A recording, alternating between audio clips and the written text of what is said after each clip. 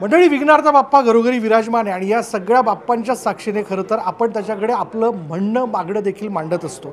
माझ्याबरोबर आज न्यूज 18 लोकमतच्या बाप्पाच्या दर्शनाला भाजपचे नेते प्रवीण दरेकर आपल्याबरोबर आलेले आहेत. प्रवीण भाऊ, आपलं पहिले तर खूप खूप स्वागत. गणपती बाप्पा मोरया. गणपती बाप्पा मोरया. बाप्पा, प्रवीण भाऊ काय मागितलं बाप्पांकडे? म्हणजे दरवेळी आपलं म्हणणं आपण मांडत असतो, पण काय म्हणणं आपण मांडताय? नाही, खरं म्हणजे मी स्वतःसाठी काहीच म्हणणं मांडत नाही.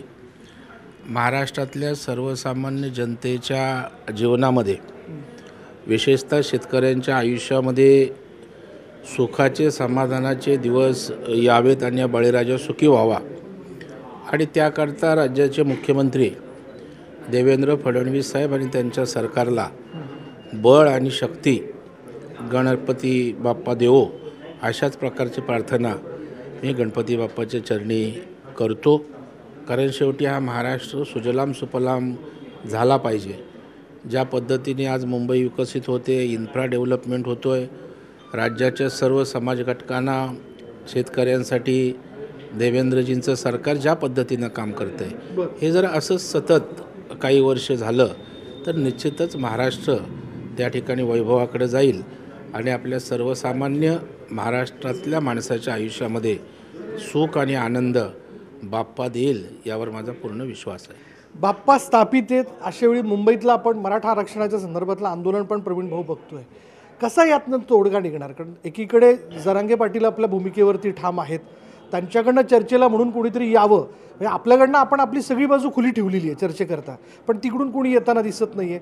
ज्या मागण्या आहेत त्या कायद्याच्या कसोटीवरती टिकल्या पाहिजेत, हा देखील एक महत्त्वाचा मुद्दा आहे. काय यातनं पर्याय निघू शकतो? कसा विचार केला जातोय? आपल्या प्रश्नातच दोन गोष्टी आपण अत्यंत सुस्पष्टपणे मांडल्यात की आमच्या बाजूने तयारी आहे, सरकारी बाजूने. त्यांच्याकडून कोण यायला तयार नाही आणि कायद्याच्या चौकटीत टिकणाऱ्या गोष्टी होऊ शकतात. आणि पहिल्या दिवसापासून सरकारचं हेच म्हणणं आहे की ओबीसीतना आरक्षण देणं शक्य नाही. महाराष्ट्रातला कुठलाही राजकीय पक्ष किंवा नेते, मग शरद पवार साहेब असतील, उद्धव ठाकरे साहेब असतील किंवा काँग्रेसचे नेते, ओबीसीतना आरक्षण द्या असं बोलत आहेत का? उलट महाराष्ट्रातील सगळ्यांची भावना आहे की कुठल्याही आरक्षणाला धक्का न लावता आरक्षण द्यावं, तेच आमचं म्हणणं आहे. आम्ही स्पष्टपणे म्हणतो आहे, आता ज्या गोष्टी सरकार दरबारी होणं शक्य आहे त्या गोष्टी देणारी लोक आहेत. कारण देवेंद्रजींच्या काळात आरक्षण देवेंद्रजींनीच दिलं, जे कोर्टात टिकवलं, सुप्रीम कोर्टात फेटाळलं गेलं नाही. उद्धवजींच्या काळात दुर्लक्ष झाल्यामुळे गेलं. पुन्हा 10% आरक्षण एकनाथ शिंदे साहेबांनी दिलं. त्याच्यामुळे दोन्ही नेते देणारे आहेत. आणि आजही त्या ठिकाणी मी सांगतो, 1% या सरकारच्या मनात किंतु परंतु नाही. जे कायद्याच्या चौकटीत बसेल, जो कॅबिनेटला अधिकार सरकार म्हणून आहे, जो विधिमंडळामध्ये ठराव करून जे शक्य आहे, शासन दरबारी जे जे मराठा समाजाला देण्यायोग्य आहे ते करण्यासाठी सरकार कार्यकटिबद्ध होतं. आजही आहे आणि उद्याही राहील. फक्त आता याचं राजकीयकरण कुणी करू नये. आता आपण त्या ठिकाणी जर बघाल तर ज्या मागण्या आहेत त्या मागण्यांसाठी चर्चा सरकारबरोबर व्हायला पाहिजे, जे होताना दिसत नाही.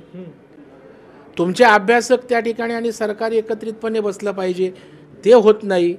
म्हणजे प्रश्न मांडायचा आणि प्रश्नाला मला उत्तरच नको, असं होत नाही.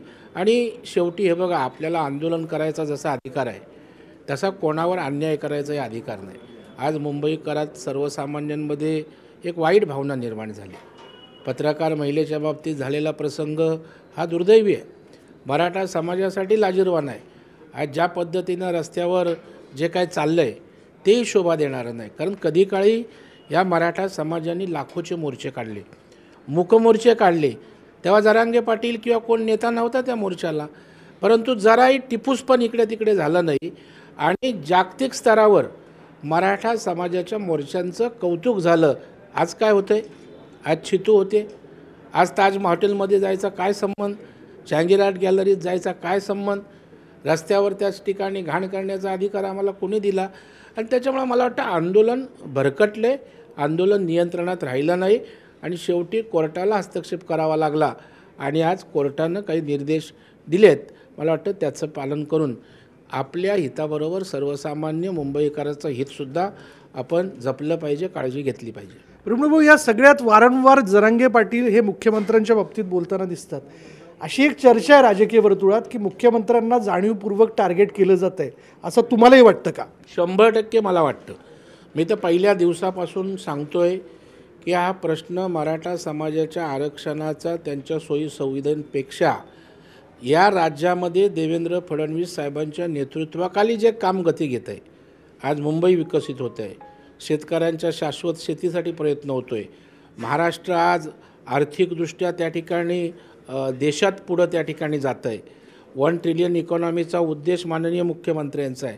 अशा वेळेला जे प्रस्थापित राजकारणी आहेत, राजकारण म्हणजे महाराष्ट्राचा आमच्या बापाची जागिरी आहे असं जे काही समजत होते, त्यांनी देवेंद्रजींनी त्यांना त्या ठिकाणी राजकीयदृष्ट्या चित केलेला आहे. आणि त्याच्यामुळं आता देवेंद्रजींचा हा उधळणारा विकासाचा घोडा थांबवायचा असेल आणि आपलं राजकारण टिकलं पाहिजे तर देवेंद्रजींना कुठेतरी अडवलं पाहिजे. आणि मग ही नामी संधी आहे मराठा समाजाच्या खांद्यावर बंदूक ठेवून देवेंद्रजींना बदनाम करण्याची संधी समजून काही कारण नसताना या सगळ्या प्रकरणात देवेंद्रजींना टार्गेट केलं. जरांगे बोलतात की त्यांच्या पाठीमागे आणखीन कोणी आहे? नाही, त्यांच्या मागे बोलवता धनी आहे. जरांगे तसे प्रामाणिक आंदोलन करतायत, त्यांच्या भावनाही मराठा समाजासाठी आहेत. परंतु काही जे राजकीय उद्देशानं जी काही नेते मंडळी आहे ती याला खतपाणी घालतायत, ही सत्यस्थिती आहे. धन्यवाद प्रवीण भाऊ आमच्याशी बोलल्याबद्दल. या सगळ्या आंदोलनाच्या वातावरणात नेमकं पुढे काय घडतं यावरती देखील न्यूज 18 लोकमत लक्ष ठेवून याबद्दलचे अपडेट आम्ही बाप्पांच्या साक्षीने आपल्यापर्यंत पोहोचू. व्हिडिओ जर्नलिस्ट हर्षद गोरकासह विशाल परदेशी, न्यूज 18 लोकमत, मुंबई.